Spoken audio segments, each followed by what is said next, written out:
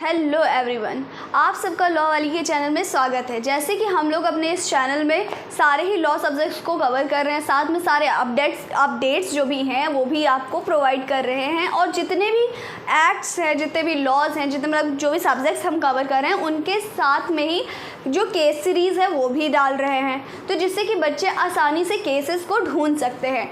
और आज के इस वीडियो में हम लोग Hindu adoption and maintenance act का सेकंड पार्ट पढ़ेंगे। फर्स्ट पार्ट हमने ऑलरेडी कंप्लीट कर लिया है, जिसमें हम लोगों ने एडॉप्शन की बात की थी, और जो दूसरा पार्ट आता है वो मेंटेनेंस का बात आता है। और मेंटेनेंस हम अपने आज के इस पार्ट 2 में पढ़ेंगे, जो कि सेक्शन 18 से स्टार्ट है, 30 तक जाता है। ठीक है, अब चलिए स्टार्ट करिए। अपना बेयर एक्ट ले लीजिए और चैप्टर 3 है मेंटेनेंस का। तो पहला मेंटेनेंस बोलता है वाइफ के लिए।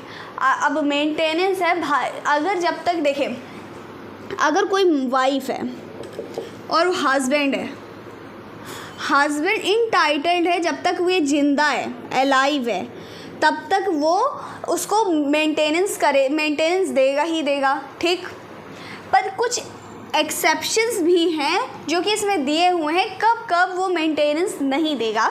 तो पहला है क्रूएलिटी। पहले मैं लिख देती हूँ, फिर उसको एक एक वर्ड करके समझा दूँगी। दूसरा है बायगैमी, पॉलीगैमी। नहीं देखिए, इसको इस तरह पहले समझिए। जैसे कि पहली बात, हस्बैंड की लायबिलिटी है, हस्बैंड की ड्यूटी है वाइफ को मेंटेन करना। ठीक, अब वाइफ, अगर देखिए वाइफ के कुछ ग्राउंड्स हैं, कुछ जो कि CRPC में हमारे मेंशन है, जैसे कि अगर वो अडल्ट्री करती है तो उस केस में जो हस्बैंड है वो मेंटेनेंस देने के लिए लायबल नहीं है। अगर वो दूसरी शादी कर लेती है डाइवोर्स के बाद तो वो मेंटेनेंस के लिए लायबल नहीं। तो कुछ ऐसे ग्राउंड्स भी हैं। लेकिन अगर महिला को मेंटेनेंस कर रहा है, और एक चीज़ होता है ना, अगर ये जो वाइफ है वो सेपरेट रहने लगे तो क्या इस चीज़ पे हस्बैंड तो चाह रहा है मेरे साथ रहे, लेकिन जो वाइफ है वो ही खुद सेपरेट रहने लगी है, तो भी क्या हस्बैंड उसको मेंटेनेंस देगा? तो अगर वो खुद से अपने मन से उसका कुछ नहीं समझ में आ रहा तो वो सेपरेट रहने लगी है, तो उस केस में तो नहीं देगा। लेकिन अगर किसी कारण से वो सेपरेट रहने लगी है तो उस केस में देगा। यानी अब जो कारण है वो कारण क्या हो सकते हैं? मान के चलिए हस्बैंड जो है वो क्रूएलिटी करता हो, उसे मारता पीटता हो, बहुत परेशान करता हो, है ना, हो सकता है। अगर उसने दूसरी शादी कर ली हो, यानी बायगैमी, दूसरी शादी कर सकता है कि नहीं कर सकता है? ऑफ कोर्स कर सकता है। भले हिंदू लॉ के अकॉर्डिंग जो कि आज बायगैमी एक ऑफेंस की तरह देखा जाता है ना। दूसरा है, अगर मान के चलिए अपनी वाइफ है, साथ में कॉन्क्यूबाइन रखता है, यानी एक्स्ट्रा मैरिटल अफेयर्स रखता है ना, और डिजर्शन होता है।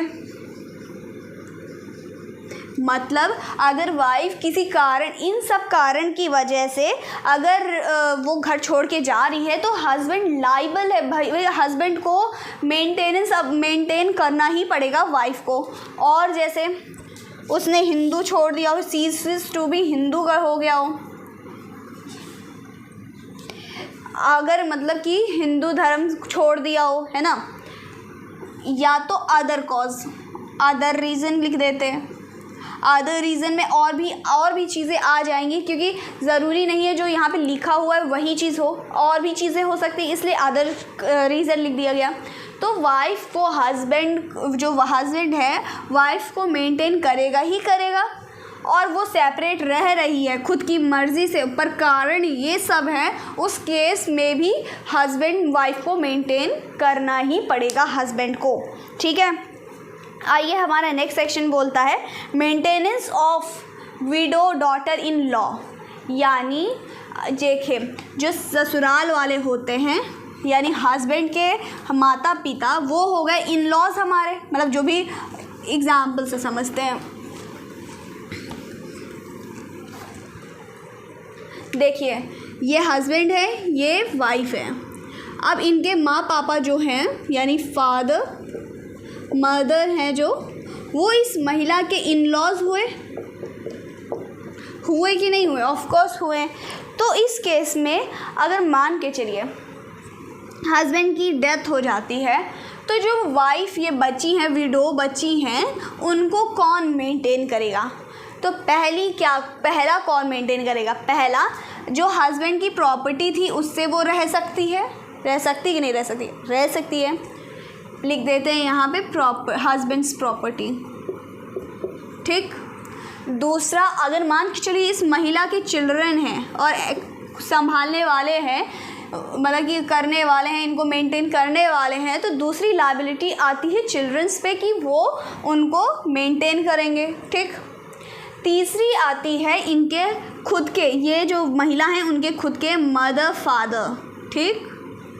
और चौथी लायबिलिटी लास्ट में इन लॉज के पास आती है अपनी विडो डॉटर को, मतलब अपनी बहू को मेंटेन करने के लिए। पर इसमें एक सिचुएशन है, वो जो मदर फादर हैं, इन लॉज हैं उस महिला के, वो खुद मेंटेन कर सकें। ऐसा ना हो कि ये खुद को मेंटेन कर नहीं पा रहे हैं तो उस विडो को कैसे मेंटेन करेंगे? तो उनके पास खुद सफिशिएंट होना चाहिए कि वो उनको मेंटेन कर सके, ठीक। आ जाइए, हमारा नेक्स्ट सेक्शन है 20, जो कि बोलता है maintenance of children and aged parents. अब यहाँ पे देखिए, पहले वाइफ की बात हो गई, अब हस्बैंड गया तो बची विडो यानी फिर से वाइफ ही, फिर उसकी बात हो गई। अब बात होती है जो बच्चे हैं यानी चिल्ड्रन हैं, उनका जो मेंटेनेंस है वो, और जो एज्ड पेरेंट्स हैं, मान के चले माँ बाप हैं जो कि बूढ़े हो चुके हैं, खुद को मेंटेन नहीं कर सकते हैं, उन लोगों की बात करते हैं। चलिए, अब पेरेंट्स तो पेरेंट्स हो गए, माँ बाप हो गए, ठीक। अब ऐसा तो नहीं है दूसरे के पेरेंट्स को आप देखो, आप मेंटेनेंस दोगे, अपने ही पेरेंट्स को ना दोगे। पर चिल्ड्रंस में आ जाता है कुछ चीज़ें, जैसे लेजिटिमेट हो, इवन इलेजिटिमेट हो, मतलब जायज़ भी हो नाजायज़ भी हो, दोनों ही तरीके के बच्चों को आपको मेंटेन करना पड़ेगा, ठीक। दूसरा, अनमैरिड डॉटर हो, इंक्लूड सेक्शन 19 ऑल्सो, जो कि मतलब जो इंक्लूड सेक्शन 19 ऑल्सो मतलब जो कि हम लोगों ने विडो का पढ़ा वो भी इंक्लूड करता है। अगर देखिए, पेरेंट्स तो पेरेंट्स हो गए, लेकिन बच्चे के केस में कोई भी जायज़ बच्चा हो नाजायज़ बच्चा हो, एक अनमैरिड डॉटर भले हो वो मेजर हो गई हो लेकिन अनमैरिड है, तो आप उसको भी संभालोगे। साथ में जो सेक्शन 19 में हम लोगों ने विडो का पढ़ा है उसको भी मेंटेन करोगे, ठीक। चलिए, आ जाइए हमारे नेक्स्ट सेक्शन 21, जो कि डिफेंडेंट को डिफ़ाइन करता है। अब डिफेंडेंट कौन होते हैं? डिफेंडेंट वो हैं जिनके मतलब जैसे कि घर में एक कमाने वाला होता है, लेकिन उसके जो और परिवार वाले होते हैं जो मतलब कि खाते हैं, जो उनके ऊपर डिपेंड है कि वो करेंगे तो हम यहाँ अपना पूरा करेंगे, तो वो जो परिवार वाले हो गए वो डिफेंडेंट हो गए, ठीक। जैसे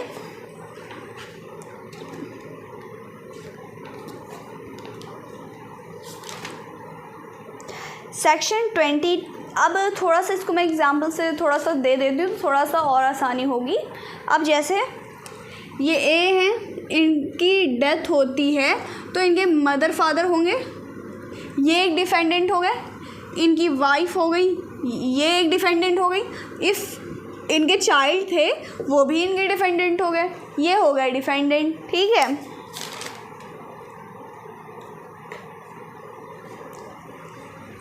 चलिए, अब सेक्शन 22 समझते हैं। ये जो एक्ट है बहुत ही ज़्यादा सिंपल है, आप एक बार रीड ज़रूर कर लीजिएगा, समझ में आ जाएगा बहुत आसानी से, इसमें बहुत ज़्यादा दिमाग खर्चा करने की ज़रूरत नहीं है। मेंटेनेंस ऑफ डिफेंडेंट, अब डिफेंडेंट को कैसे मेंटेन करेंगे, क्या करेंगे, उस चीज़ को लेकर के बताया है, ठीक है। अब मान के चलिए ये ए हैं, इनकी डेथ हो जाती है तो इन लोगों को मिल जाता है प्रॉपर्टी में, इनहेरेंट हो जाते हैं भाई, इनको प्रॉपर्टी मिल जाती है ये इन ए की। पर इसमें और भी कुछ डिफेंडेंट थे जिनको प्रॉपर्टी नहीं मिली, तो वो इनकी लायबिलिटी भाई इनको मेंटेनेंस देंगे, ये इनका भरण पोषण करेंगे, ठीक है। दूसरा, जैसे कि मान के चलिए ये ए है, ये बी है, ये सी है, और ये डी की जो प्रॉपर्टी थी वो ए और बी को मिल गई, ठीक है, ए और बी को मिल गई। अब सी को मिली ही नहीं, तो जो ये ए बी हैं उनको वो अपना हिस्सा वो इनको जो मतलब कि अपना सी भी तो डिफेंडेंट ही हुए एक अपने इनके बी के, मतलब ये जो डी हैं इनके डिफेंडेंट हुए, तो सी को भी मेंटेन करना पड़ेगा, बिल्कुल करना पड़ेगा।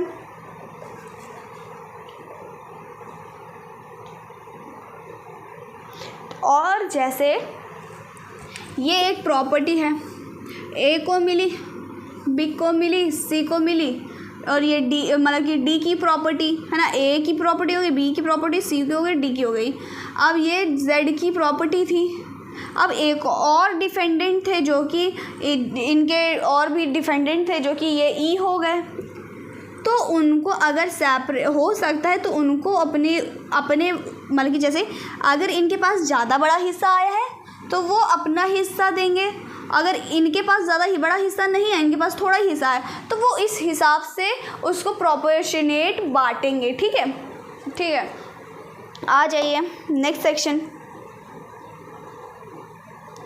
पर। इसमें एक और चीज़ को जान लीजिए, जैसे कि अगर डी की प्रॉपर्टी इनको इनहेरिट करनी है तो वो इनकी सेल्फ एक्वायर्ड प्रॉपर्टी ही होनी चाहिए, ऐसा नहीं है दूसरे की प्रॉपर्टी हो, ठीक है।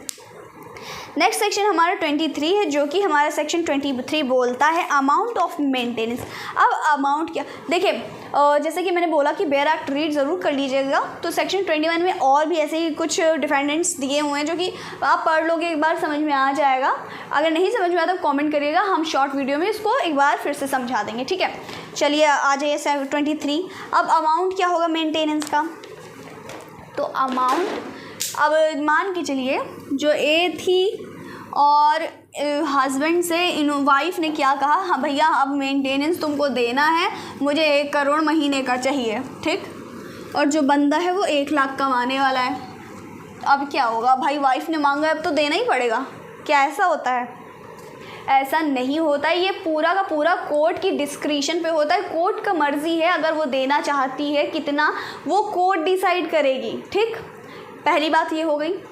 दूसरा, जो पर्सन कमा रहा है उस पर्सन का सब कुछ देखा जाएगा, क्या स्टेटस है, क्या कितना कमाता है, उस हिसाब से वो कोर्ट उसको प्रिस्क्राइब करेगी।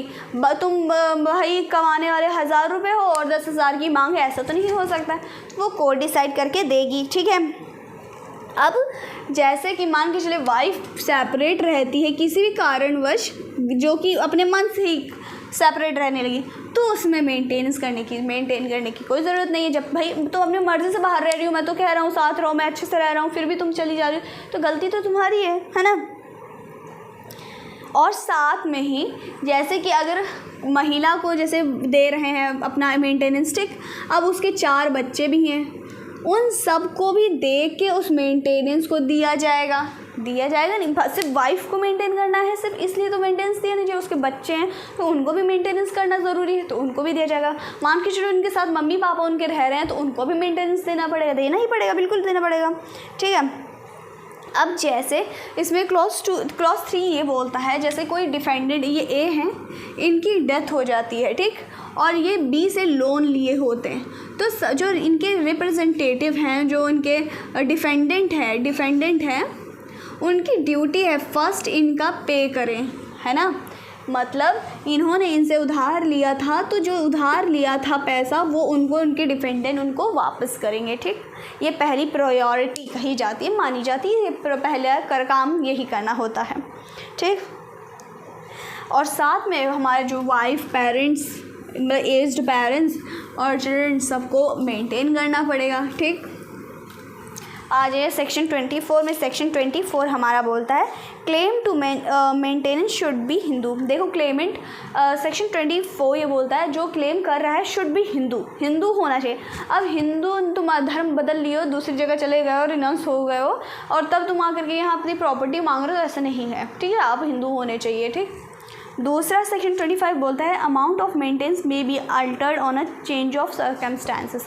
देखिए CRPC में भी हम लोग 125 सेक्शन में ये पढ़ते हैं, सेक्शन 127 में ये पढ़ते हैं कि जो भी मेंटेनेंस मिल रहा है उसमें अल्टरेशन हो सकती है। अल्टरेशन के लिए कुछ ग्राउंड्स है। फॉर एग्जांपल वाइफ थी, आज के टाइम में वो मेरे से मेंटेनेंस ले रही थी, पर कल के टाइम में वो खुद जज बन गई, तो क्या मैं मेंटेनेंस करने के लिए अभी भी अब वो हूँ, बाध्य हूँ? तो नहीं, अल्टर हो सकता है ना, चेंज आगे की सर्कमस्टेंसेस देख करके जो मेंटेनेंस दिया जा रहा है उसमें अल्टरेशन कर सकते हैं, वो बढ़ा भी सकते हैं, घटा भी सकते हैं और मतलब कि ख़त्म भी कर सकते हैं। नेक्स्ट सेक्शन बोलता है 26 डेप्ट टू हैव प्रायोरिटी। देखिए आ गया वही बात कि अगर किसी का डेप्ट हो, जो डिफेंडेंट है पहले उस डेप्ट को प्रायोरिटी देंगे, पहले उस डेप्ट को पूरा करेंगे, उसके बाद आगे के काम होंगे। नेक्स्ट सेक्शन 28 बोलता है effect of transfer of property on right of maintenance. अब इफेक्ट क्या होगा ट्रांसफ़र करने की?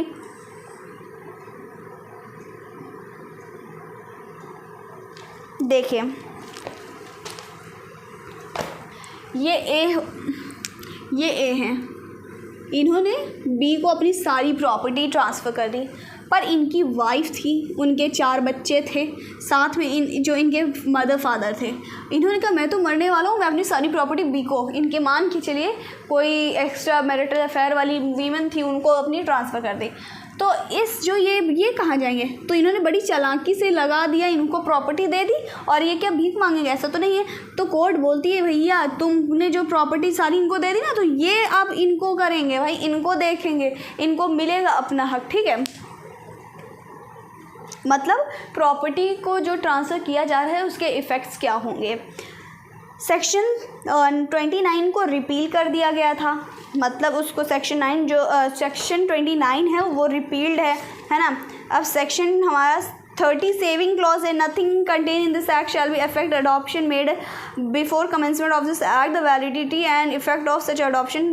देखिए जो कि पहले अडॉप्शन हो चुके हैं ये एक्ट उनको नहीं छेड़ सकता, ना छेड़ेगा, तो यही चीज़ बताया सेविंग क्लॉज में। और हमने इस जो हमारा हिंदू एंड अडॉप्शन एक्ट है 2 लेक्चर इसमें मतलब 2 वीडियो हैं जिसमें पूरा हम लोगों ने एक्ट कंप्लीट कर दिया। इसके सारे के सारे जो केस लॉज हैं हमने वो भी कंप्लीट कर दी हैं, आप सीरीज़ चेक कर सकते हैं। अच्छा लगा तो सब्सक्राइब और बेल आइकन ज़रूर कर लीजिएगा और शेयर भी कर दीजिएगा। आप हमसे इंस्टाग्राम, टेलीग्राम, फेसबुक पे भी जुड़ सकते हैं। Thank you.